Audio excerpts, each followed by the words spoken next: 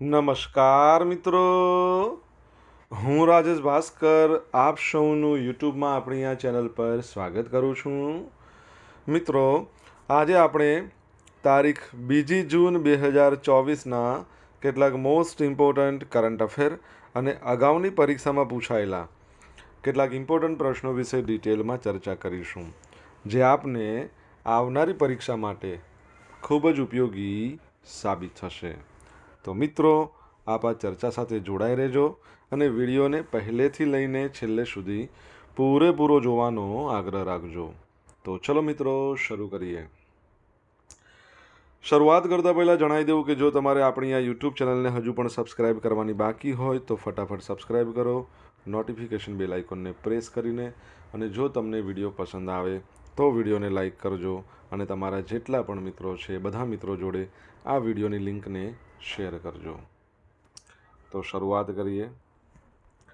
સૌપ્રથમ જોઈશું અગાઉની પરીક્ષામાં પૂછાયેલા સામાન્ય વિજ્ઞાનના પ્રશ્નો, જેના જવાબો તમારે મને કમેન્ટમાં લખીને જણાવવાના છે. વિડીયોના લાસ્ટમાં જ્યારે હું તમને આ દરેક પ્રશ્નના જવાબ જણાવું ત્યારે તમારે ચેક કરવાનું છે કે તમે આપેલા પ્રશ્નોના જવાબમાંથી કેટલા પ્રશ્નોના જવાબ સાચા છે. ત્યારબાદ તમારે શું કરવાનું, તમને ખબર જ છે કે ડેલી જીકે ટેસ્ટમાં આપણે રોજ 10 પ્રશ્નો પૂછીએ છીએ. આ 10માંથી તમારા કેટલા પ્રશ્નોના જવાબ સાચા છે એ તમારે કમેન્ટમાં લખીને જણાવવાનું છે. 10 પ્રશ્નોમાંથી 5 પ્રશ્નો સામાન્ય વિજ્ઞાનના છે. બાકીના જે 5 પ્રશ્નો છે એ ગુજરાતના ઇતિહાસના છે. તો તમે તમારા આન્સર આપવાની છે કમેન્ટ બોક્સમાં, અને હું આજના કરંટ અફેરનો પ્રથમ પ્રશ્ન છે એની શરૂઆત કરું છું. આજનો પ્રથમ પ્રશ્ન છે કે તાજેતરમાં કઈ ભારતીય સંસ્થાને આરોગ્ય પ્રમોશન માટે વર્લ્ડ હેલ્થ ઓર્ગેનાઇઝેશનના 2024 નેલ્સન મંડેલા પુરસ્કારથી નવાજવામાં આવ્યા છે? તો જવાબ આવશે નિમહાન્સ. શું આવશે? નિમહાન્સ. તો બેંગલુરુમાં છે national institute of mental health and neuroscience. તેને આરોગ્ય પ્રમોશન માટે world health organization 2024 Nelson Mandela એવોર્ડથી નવાજવામાં આવ્યા છે. નિમહાન્સના ડિરેક્ટર છે જેમનું નામ છે ડૉક્ટર પ્રતિમા મૂર્તિ, એમણે આ એવોર્ડ મેળવ્યો હતો. વર્લ્ડ હેલ્થ ઓર્ગેનાઇઝેશન તેના 4 પ્રદેશોમાંથી 8 વિજેતાઓની પસંદગી કરે છે: આફ્રિકા, પૂર્વીય ભૂમધ્ય સમુદ્ર, દક્ષિણ પૂર્વ એશિયા અને પશ્ચિમ પેસિફિક. દરેક વિજેતા એક વ્યક્તિ અથવા સંસ્થા છે જેણે તેમના દેશમાં અથવા વૈશ્વિક સ્તરે જાહેર આરોગ્યમાં અનન્ય યોગદાન આપ્યું છે. વર્લ્ડ હેલ્થ ઓર્ગેનાઇઝેશન દ્વારા 2019માં હેલ્થ પ્રમોશન માટે નેલ્સન મંડેલા એવોર્ડની સ્થાપના કરવામાં આવી હતી. 2024નો award National institute of mental health and Neuroscience, Bharat અને બોત્સવાના પ્રોફેસર જે છે બોન્ટલે બોંગવે એમના દ્વારા સંયુક્ત રીતે જીતવામાં આવ્યો હતો. National institute of mental health and ન્યુરોસાયન્સની સ્થાપના 27મી ડિસેમ્બર 1974ના રોજ મૈસૂર સરકાર અને ભારત સરકારની all India institute of mental health દ્વારા સ્થપાયેલી મેન્ટલ હોસ્પિટલને મર્જ કરીને કરવામાં આવી હતી. આપણે અહીંયા વાત કરીએ વર્લ્ડ હેલ્થ ઓર્ગેનાઇઝેશન, તો એની સ્થાપના 1948માં થઈ. બરાબર છે. વર્લ્ડ હેલ્થ ડે 7મી એપ્રિલના રોજ મનાવવામાં આવે છે, કેમ કે એની સ્થાપના એ જ દિવસે થઈ હતી. ડિરેક્ટર જનરલનું નામ છે ટેડ્રોસ અધનોમ, અને તેનું હેડક્વાર્ટર ક્યાં આવેલું છે તમને જો ખબર હોય તો કમેન્ટ બોક્સમાં લખીને જણાવો. દર વર્ષે તેલંગાણા દિવસ ક્યારે મનાવવામાં આવે છે? તો આજનો દિવસ એટલે 2 જૂન. તો 2 જૂન 2014ના રોજ આંધ્રપ્રદેશ રાજ્યમાંથી તેલંગાણા રાજ્યની રચના કરવામાં આવી હતી. 1 જુલાઈ 2013ના રોજ કોંગ્રેસ કાર્યકારી સમિતિએ અલગ તેલંગાણા રાજ્યની રચનાની ભલામણ કરી હતી. ફેબ્રુઆરી 2014માં આંધ્રપ્રદેશ પુનર્ગઠન અધિનિયમ 2014 આ બિલ ભારતની સંસદમાં પસાર કરવામાં આવ્યો. 1 માર્ચ 2014માં ગેઝેટ પ્રકાશિત કરવામાં આવ્યું અને તેલંગાણા રાજ્યની રચના કરવામાં આવી. શરૂઆતમાં આંધ્રપ્રદેશ અને તેલંગાણાની સંયુક્ત રાજધાની હૈદરાબાદ હતી. અત્યારે હવે તેલંગાણાની રાજધાની હૈદરાબાદ છે, આંધ્રપ્રદેશની રાજધાની અમરાવતી છે. તમારા માટે પ્રશ્ન: હૈદરાબાદ મુક્તિ દિવસ ક્યારે મનાવવામાં આવે છે? કમેન્ટ બોક્સમાં લખો જો તમને આવડતું હોય તો. તેલંગાણાની વાત કરીએ, કેપિટલ એનું છે હૈદરાબાદ, અને એના સીએમ છે એમનું નામ છે રેવંત રેડ્ડી. એના જે ગવર્નર હતા, પૂર્વ ગવર્નર, બરાબર છે, તમિલસાઈ સૌંદર્યરાજન, એમને રાજીનામું આપ્યું હતું. હાલમાં તેલંગાણાના ગવર્નર કોણ છે? જો તમને ખબર હોય તો કમેન્ટ બોક્સમાં લખીને જણાવો. આગળ વધીએ આપણે. 17નો જાદુ, 4નો જાદુ, નીતિ આયોગ, આરબીઆઈ, આ બધા શોર્ટ્સ છે, તમારે જોવાના બાકી હોય તો જોઈ લેજો. તમને પસંદ આવે તો લાઈક કરજો, તમારા મિત્રો જોડે એને શેર કરજો. ચેનલને સબસ્ક્રાઈબ કરવાનું બાકી હોય તો સબસ્ક્રાઈબ કરજો, નોટિફિકેશન બેલ આઇકોનને પ્રેસ કરીને. Military gender advocate of the યરનો એવોર્ડ એનાયત કરવામાં આવ્યો કોને? તો મેજર રાધિકા સેન, જેઓને તમે ઇમેજમાં જોઈ શકો છો. તો 29મી મે જ્યારે આપણે બધા મનાવીએ છીએ આંતરરાષ્ટ્રીય યુએન પીસ કીપર્સ ડે, બરાબર છે, આંતરરાષ્ટ્રીય માઉન્ટ એવરેસ્ટ ડે. તો એ દિવસ નિમિત્તે સંયુક્ત રાષ્ટ્રએ military gender advocate of the year award 2023ના વિજેતાની જાહેરાત કરી. મેજર રાધિકા સેન છે, એમને United Nations military gender advocate of the year award મેળવનાર બીજા ભારતીય બન્યા છે. આમની પહેલાં મેજર સુમન ગવાન હતા, જેઓ પ્રથમ ભારતીય હતા જેમને 2019માં UN military gender award of the year આ એવોર્ડથી સન્માનિત કરવામાં આવ્યા હતા. અહીંયા પીસ કીપર્સની વાત આવી એટલે મને યાદ આવ્યું વિશ્વ શાંતિ દિવસ ક્યારે મનાવવામાં આવે છે. જો તમને ખબર હોય તો કમેન્ટમાં લખીને જણાવો. મિત્રો, ભણવાની મજા આવી હોય, વિડીયો પસંદ આવ્યો હોય તો એક લાઈક આપજો, તમારા મિત્રો જોડે શેર કરજો. આપણી બંને યુટ્યુબ ચેનલ રાજેશ ભાસ્કર 2 એને સબસ્ક્રાઈબ કરજો, નોટિફિકેશન બેલ આઇકોનને પ્રેસ કરીને. જો તમારે ડેલી કરંટ અફેરની પીડીએફ જોઈતી હોય તો આપણી ટેલિગ્રામ ચેનલને જોઈન કરજો, લિંક એની વિડીયોની ડિસ્ક્રિપ્શનમાં છે. અહીંયા તમને ડેલી કરંટ અફેરની પીડીએફ મળશે, સાથે તમને પોલ્સ રમવા મળશે. ઓકે. તાજેતરમાં કયા રાજ્યએ શાળાના પાઠ્યપુસ્તકોમાં આર્ટિફિશિયલ ઇન્ટેલિજન્સ લર્નિંગ રજૂ કર્યું છે? તો જવાબ આવશે કેરળ. શું આવશે? કેરળ. તો તાજેતરમાં કેરળ રાજ્યે ધોરણ 7ના વિદ્યાર્થીઓ માટે ઇન્ફોર્મેશન એન્ડ કમ્યુનિકેશન ટેકનોલોજી એ પાઠ્યપુસ્તક છે, પાઠ્યપુસ્તક એમાં આર્ટિફિશિયલ ઇન્ટેલિજન્સ લર્નિંગને રજૂ કર્યું છે. તમને ખબર છે, આપણે ભૂતકાળમાં ભણ્યા હતા કે કેરળ છે એ કેરળની અંદર એક આઈરિસ કરીને રોબોટ, એટલે રોબોટ ના કહી શકીએ, એઆઈ ટીચર બનાવવામાં આવ્યું હતું, આઈરિસ, એ પણ યાદ રાખજો. હવે આ પહેલનો ઉદ્દેશ આગામી શૈક્ષણિક વર્ષની અંદર 4 લાખથી વધુ વિદ્યાર્થીઓને એઆઈ સાથે પરિચિત કરાવવાનો છે, જે રાજ્યમાં તકનીકી શિક્ષણને વધારવાની દિશામાં એક મહત્વપૂર્ણ પગલું છે. કમ્પ્યુટર વિઝન પ્રકરણમાં વિદ્યાર્થીઓને 7 માનવ ચહેરાના હાવભાવને ઓળખવામાં સક્ષમ એઆઈ પ્રોગ્રામ બનાવવાની તક મળશે. આ હેન્ડ ઓન અનુભવ તેમને એઆઈ એપ્લિકેશનનું વ્યવહારુ સમજ પ્રદાન કરશે. કેરળમાં ધોરણ 1થી 10 સુધીના વિદ્યાર્થીઓ માટે આઈસીટી શિક્ષણ ફરજિયાત છે, બરાબર છે, information and communication technology. Kerala infrastructure and technology for education એટલે કાઇટ કરીને જે છે એ ડિપાર્ટમેન્ટ ઓફ જનરલ એજ્યુકેશનની એક ટેકનિકલ બ્રાન્ચ છે. શાળાઓમાં તૈનાત લેપટોપ પર એઆઈ શીખવા માટે તમામ આવશ્યક સોફ્ટવેર એ પ્રદાન કરે છે.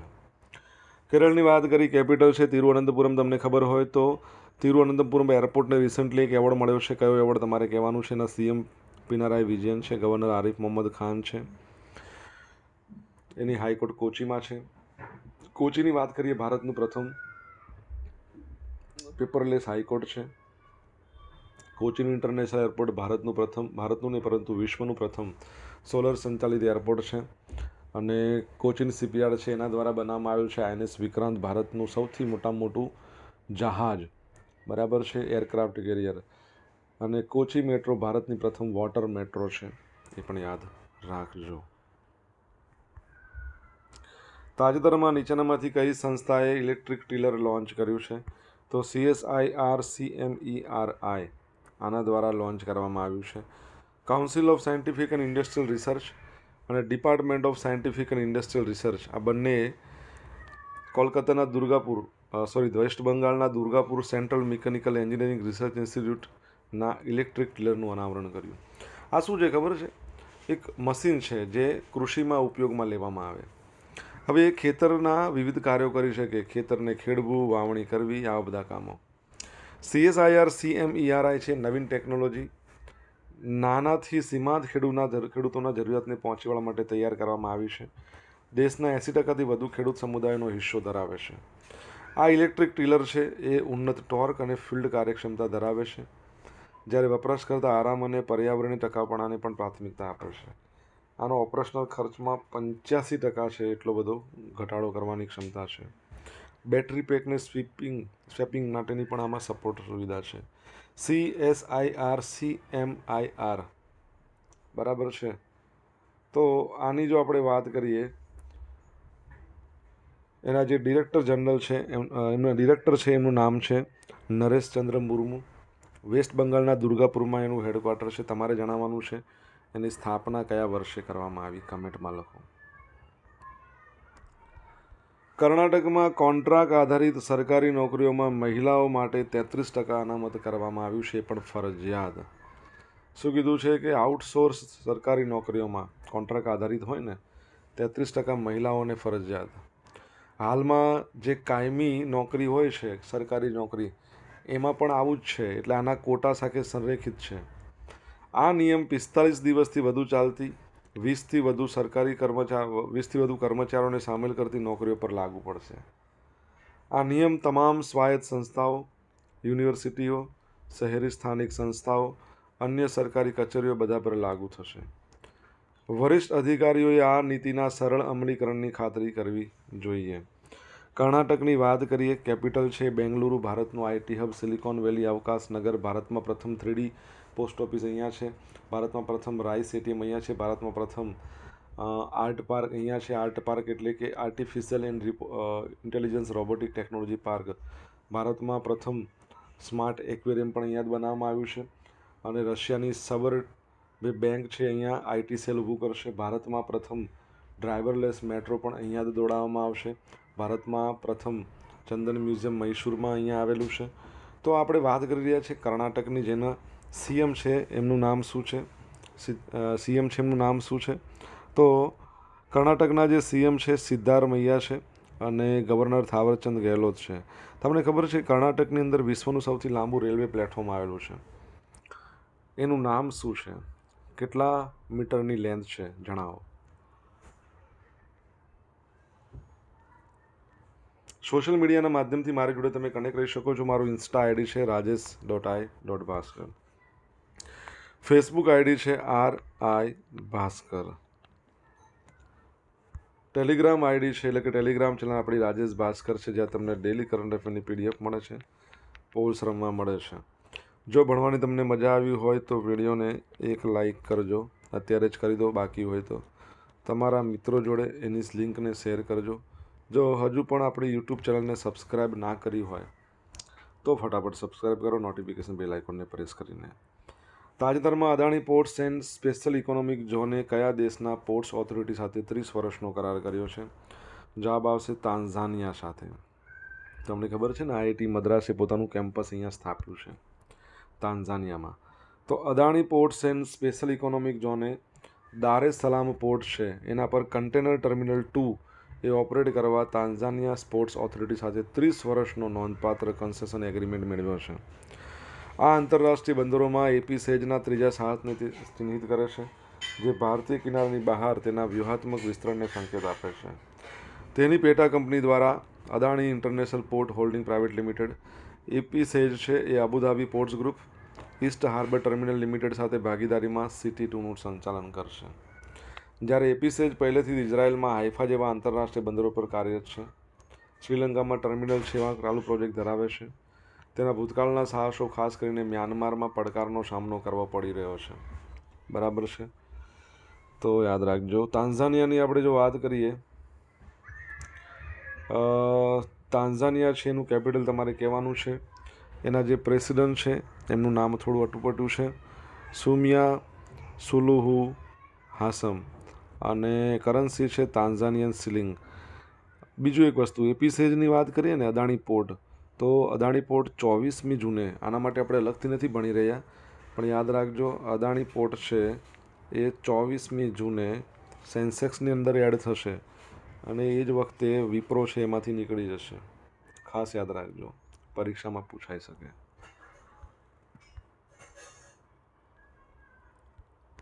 ડિફેન્સ સાયબર એજન્સી દ્વારા સાયબર સંરક્ષણ કવાયત 2024 હાથ ધરવામાં આવી છે, જેનો હેતુ તમામ સાયબર સુરક્ષા સંસ્થાઓની સાયબર સંરક્ષણ ક્ષમતાને વધુ વિકસિત કરવાનો, તમામ હિતધારકો વચ્ચે સુમેળ પ્રોત્સાહન આપવાનો છે.